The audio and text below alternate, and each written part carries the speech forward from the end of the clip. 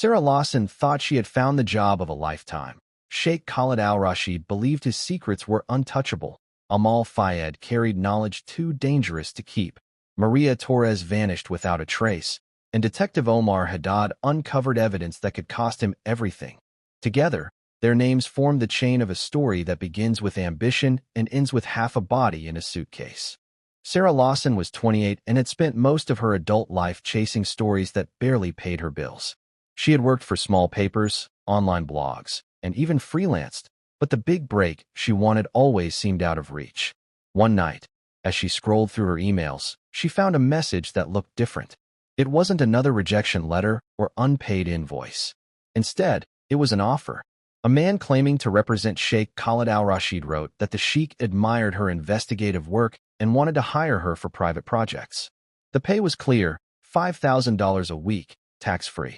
The message promised not only wealth but access to international contacts that could change her career forever. At first, Sarah thought it was a scam. Offers like this didn't come to people like her. But after researching, she saw that Khalid Al-Rashid was a real name, a powerful figure with connections across the Middle East. The message even included travel arrangements, contracts, and a non-disclosure agreement. Everything looked polished and professional. Sarah wrestled with the decision. Something about it felt too good to be true, yet the money was irresistible. She could pay off her debts, move to a better apartment, maybe even send money to her parents back home. Friends warned her to be careful when she mentioned the trip, but she laughed off their concern. She told herself this was her chance, her breakthrough, and she wasn't going to let fear hold her back. Within a week, her flights were booked, her bags packed, and her resignation letter sent. She left behind a life of financial struggle, telling herself she was stepping into something brighter. What she didn't know was that she was also stepping into something much darker. The moment Sarah's plane touched down in Dubai, she was struck by the glitter of the city that stretched beneath her window. Towers of glass rose like monuments to wealth. Highways curved like rivers of light, and luxury seemed to coat every corner. For a brief moment, excitement drowned out her nerves. This was the city she had only seen in magazines, and now she was here with a job that promised more money than she had ever dreamed of earning. At the airport, the atmosphere was different from what she expected. As she walked through the crowd, she noticed glances that lingered on her a little too long. A pair of men in traditional clothing seemed to watch her as she moved through customs, their eyes sharp and unreadable. She brushed it off as paranoia, telling herself it was simply the unfamiliar environment making her uneasy. A woman holding a small placard with her name introduced herself as Amal Fayed, an assistant of Sheikh Khalid. Amal's smile was polite but cold, as though it had been practiced rather than felt. Without much conversation, she took Sarah's bag and guided her to a sleek black car waiting outside. The drive wasn't toward the main city or one of the glittering hotels Sarah had imagined, but away from the bustling heart of Dubai. They traveled down quieter roads, where the glass towers faded into stretches of desert and gated villas. When they finally stopped, Sarah found herself standing before a sprawling private estate surrounded by high walls and guarded gates. The villa was beautiful yet isolating, with its ornate doors and heavy silence. Amal told her this would be her residence and workplace. Sarah forced a smile, but deep inside, a flicker of unease had already begun to take root. Sarah quickly realized the job she had accepted was not what she had been promised. On her first day inside the villa, she was escorted to a small office with a desk, a computer, and shelves stacked with folders. She expected to write articles or perhaps conduct interviews, but instead, she was handed instructions to compile detailed reports on foreign businessmen, investors, and journalists. Each assignment required her to gather information, summarize backgrounds, and present them in ways that favored the sheikh's reputation. It felt more like surveillance than journalism. Every file she worked on had to stay in the office. There was no printing, no emailing, no copying to personal drives. Amal explained that everything Sarah created was property of the sheikh. Her phone was taken away upon arrival, and internet access was restricted to specific sites monitored by the villa's system. Even her laptop, though new and sleek, was locked with software she couldn't control. Cameras in the corners of the office watched every movement she made. At first, Sarah tried to convince herself this was simply how powerful people operated: strict, private, protective. But the longer she worked, the more uncomfortable she became. The reports were not innocent profiles. They contained sensitive details about people's families, travel patterns, and weaknesses. She wondered why a wealthy man would need this information, and more importantly, what he intended to do with it. At night, she returned to her assigned bedroom, which was furnished like a luxury hotel, but locked from the outside once she was inside. The silence of the villa pressed against her ears, broken only by footsteps echoing in distant halls. She began to feel less like an employee and more like a prisoner, though she tried to ignore the thought. Sarah's days inside the villa blurred together, but one afternoon she crossed paths with someone who broke the monotony. In the hallway near the kitchen, she met Maria Torres, a woman in her early 30s from Spain who introduced herself as a translator. Maria's appearance was striking not because of her features, but because of the exhaustion in her eyes. She looked as if she had been carrying a weight no one else could see. At first, their interaction was brief. A polite smile, a short greeting. But later, when Sarah saw her again, Maria leaned closer and whispered words that chilled her. "Be careful what you write." Sarah froze, unsure how to respond. But before she could ask questions, Amal appeared in the corridor, and Maria immediately changed the subject, pretending to talk about mundane chores. That night, Sarah couldn't stop thinking about her warning. What did Maria mean? Was she implying the reports were dangerous, or that the Sheikh was using them for purposes Sarah didn't yet understand? She made a mental note to find Maria later and press for more answers. The next morning, however, Maria was gone. When Sarah asked Amal about her, Amal's reply was quick and dismissive. She was reassigned, she said flatly, and offered no further explanation. Sarah sensed the truth was far from so simple. The sudden disappearance felt wrong, especially since there had been no sign of Maria packing or preparing to leave. The villa felt colder without her presence. Sarah realized Maria might have been the only person willing to warn her, however briefly. Now, the warning echoed louder in her mind. The walls seemed to close in tighter, and the cameras in her office suddenly felt like eyes waiting for her to make a mistake. One late evening, after hours of typing reports, Sarah decided to stretch her legs. She walked past Amal's office, expecting it to be locked as usual, but the door was slightly open, a thin strip of light spilling into the corridor. Curiosity pulled her closer. Inside, Amal's desk was covered with folders, some neatly stacked, others left scattered as though she had been called away in a hurry. Sarah hesitated, then stepped in. On top of the desk was a laptop still unlocked. A folder on the screen caught her attention. It was labeled simply with numbers, no words. Against her better judgment, she clicked it open. The files inside weren't financial records or business notes. They were case folders, each one with photographs of women. Some looked like workers in uniforms, others dressed like tourists. Every file listed basic information: names, ages, nationalities, last known locations. At the bottom of each profile was a single stamped word: terminated. Sarah's hands trembled as she scrolled through image after image. The faces blurred together into a haunting collection of missing women. She felt her breath quicken, her heartbeat pounding in her ears. Why would a Sheikh's assistant have this? What did terminated mean? The answer she feared was clear, but she couldn't admit it to herself. Voices echoed faintly in the hallway, forcing her into action.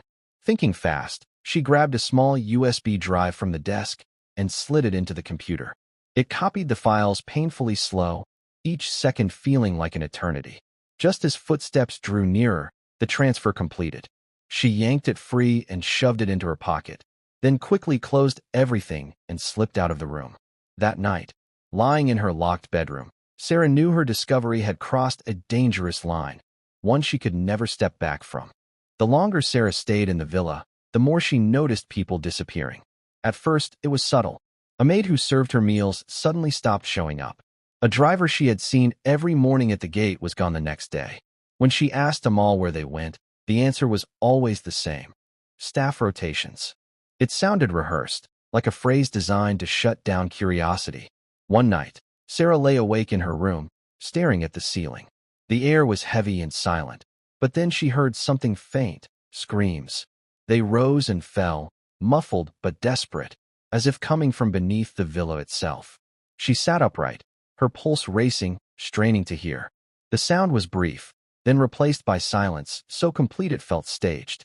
She didn't sleep for the rest of the night, replaying the noise in her mind and wondering if it was real or her imagination twisting the shadows. The next morning, she forced herself to look calm as she entered her office. Amal appeared as though nothing had happened, speaking with her usual detached politeness.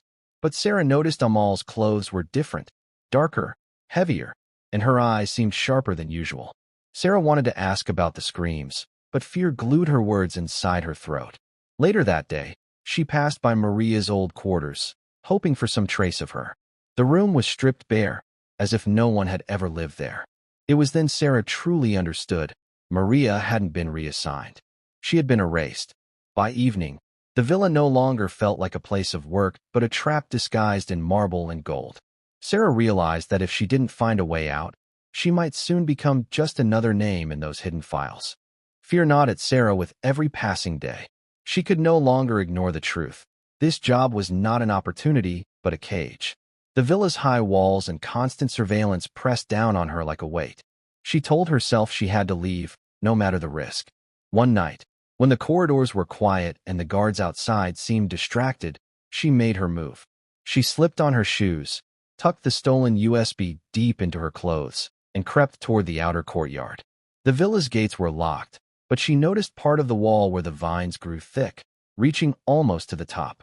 Her hands shook as she gripped the stone, pulling herself upward, her breath catching with every sound behind her.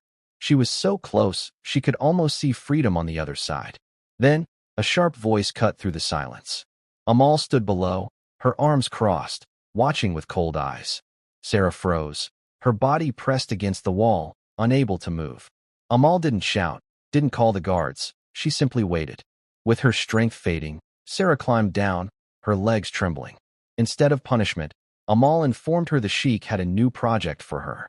This time, it wasn't business profiles but research into foreign journalists investigating human trafficking networks in Dubai. Sarah's stomach turned as she read the names. They were colleagues from her world, people who dug for truth just as she once had. It became horrifyingly clear. She wasn't just documenting. She was helping build files that could endanger lives. Amal's warning was simple yet chilling. Complete the work or face consequences. Sarah realized the villa wasn't just a prison.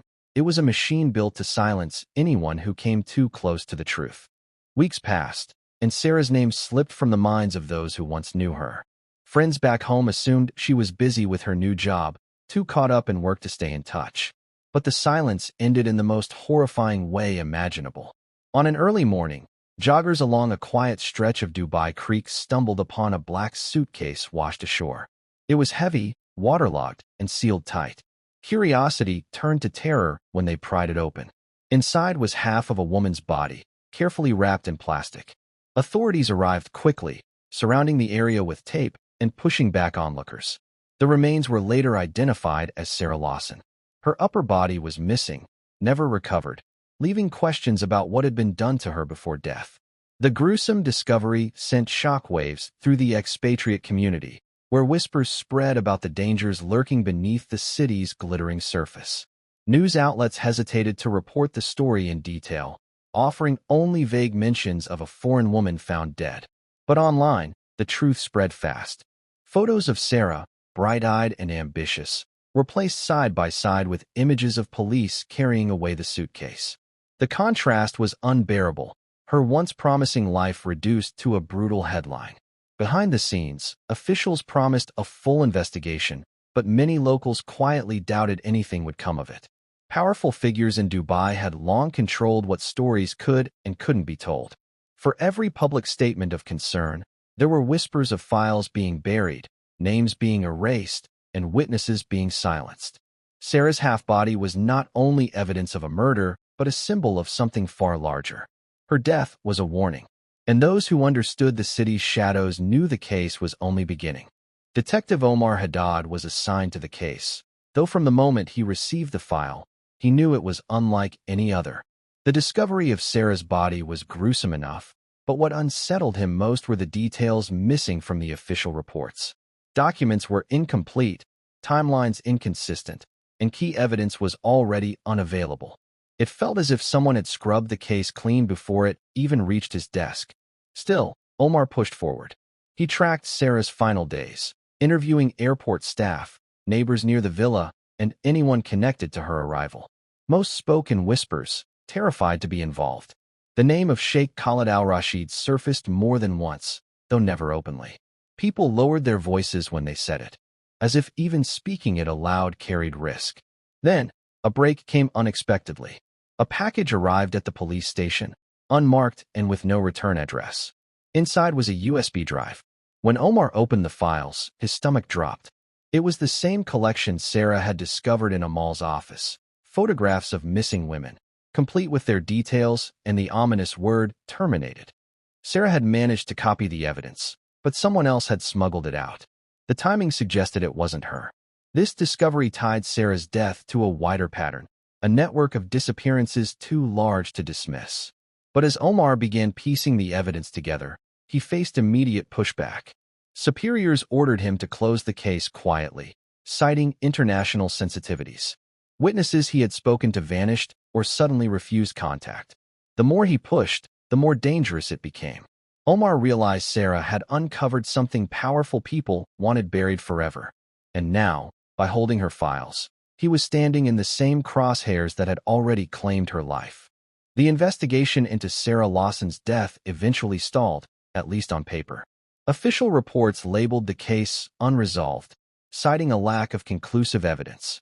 Publicly, authorities promised they had exhausted every lead. Privately, Detective Omar Haddad knew the truth. Every promising trail had been deliberately cut off. Witnesses vanished, records disappeared, and pressure from above made it clear that those in power wanted the case buried. But the evidence Sarah had left behind refused to vanish. The USB files contained names and faces that stretched beyond Dubai, reaching into Europe, Asia, and even North America.